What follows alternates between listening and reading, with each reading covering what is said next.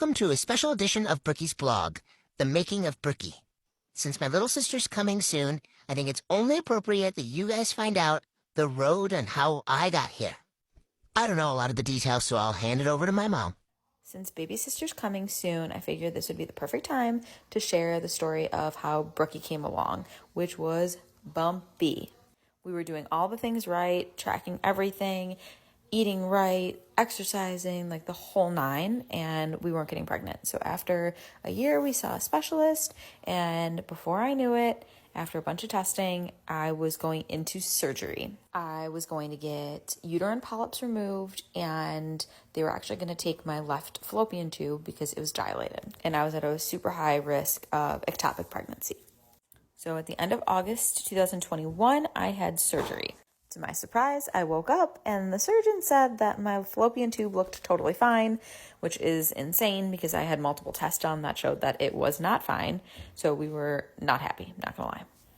But I was mad for no reason because after only 4 months of trying after surgery, I was pregnant. And I found out at 11 o'clock at night and I needed to tell my husband and I didn't know how to do it. So I just covered up the test with a cookie sheet. How fitting. Come here. I need help. What? Okay.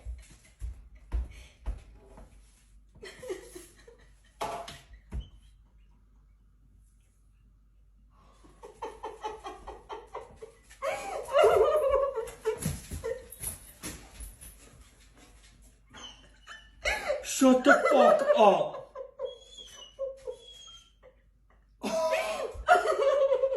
No fucking way, dude!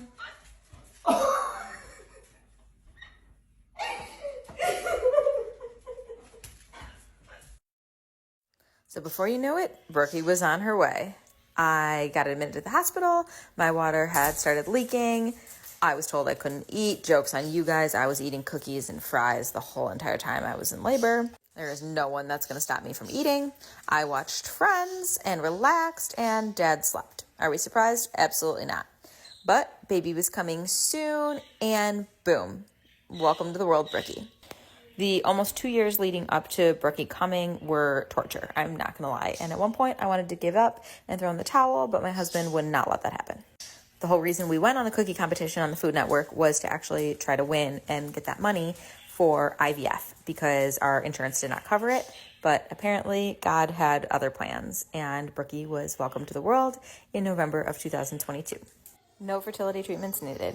And now Brookie has this whole TikTok family that absolutely loves her and adores her as much as we do. And I thought it was only fitting that you guys actually knew the whole story of how Brookie came.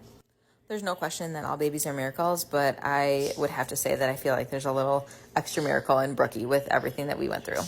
And hopefully sooner rather than later, we are sharing the birth story of Brookie's little rainbow sister. And FYI, the RBF started real early.